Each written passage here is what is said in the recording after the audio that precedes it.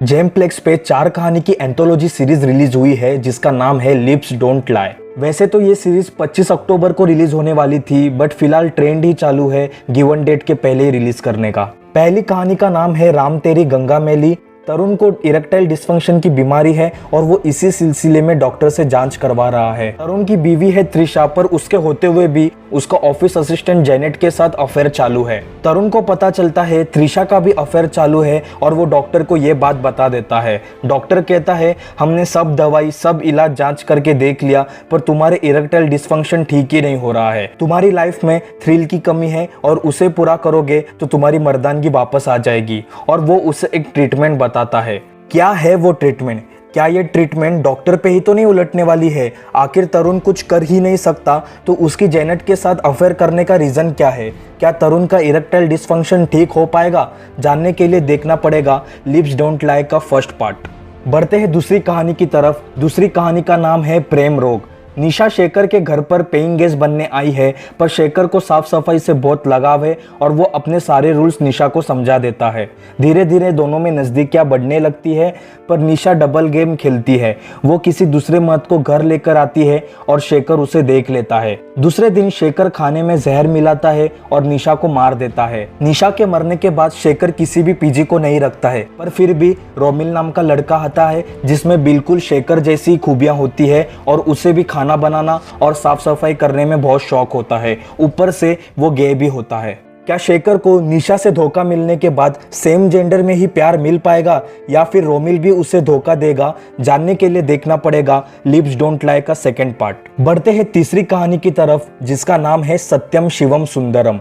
Boss की अर्जुन का पहला प्यार थी, पर जब अर्जुन बड़ा आर्टिस्ट बन जाता है तब वो उसे इग्नोर करने लगता है। अचानक बॉस की गायब हो जाती है और अर्जुन डिप्रेशन में चला जाता है। अर्जुन के जिंदगी में बॉस्की के बाद बहुत सी लड़कियां आई, पर अर्जुन वैसे का वैसा ही रहता है। फिर उसके लाइफ में बिनीटा नाम की लड़की आती है और वो उसके साथ काम करते करते उसे बॉस्की वाली फीलिंग देने लगती है। वो बातें भी बॉस के जैसे करने लगती है और अर्जुन धीरे धीरे डिप्रेशन से बाहर भी आ रहा है और वो अब खुश भी है। आखिर कौन है ये बिनीटा और वो बॉस की जैसे बातें कैसे कर रही है? कहीं अर्जुन को कुछ वहम तो नहीं हो रहा है? जानने के लिए देखना पड़ेगा लिप्स डोंट लाई का पार्ट 3। फोर्थ पार्ट की तरफ बढ़ते हैं जिसका नाम है बीवी ओ बीवी।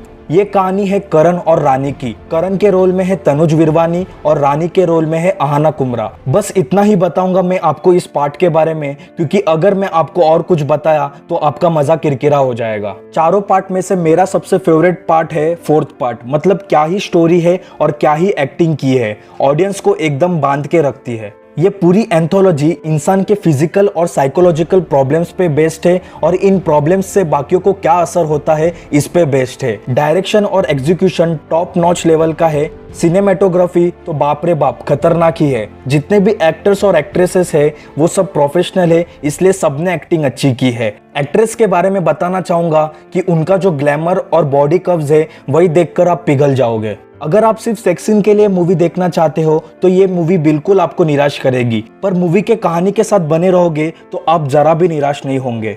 हॉट और लव मेकिंग टाइप के सीरीज बनाने के लिए उल्लू और कुक्कू जैसे प्लेटफॉर्म है ना, पर अगर आप इस तरह के स्टोरी के दीवाने हो तो ये सीरीज आपके लिए है। अगर सेक्स सीन्स और हॉट सीन्स कौन से पार्ट में ज्यादा थे तो वो है थर्ड पार्ट सत्यम शिवम सुंदरम। पर स्टोरी वाइज सबसे फालतू और सबसे बेकार स्टोरी थी उसकी। और अगर स्टोरी वाइज देखने जाए तो फोर्थ पार्ट बीवी ओ बीवी सबसे बेस्ट थी, पर उसमें एक भी सेक्स सीन नहीं था।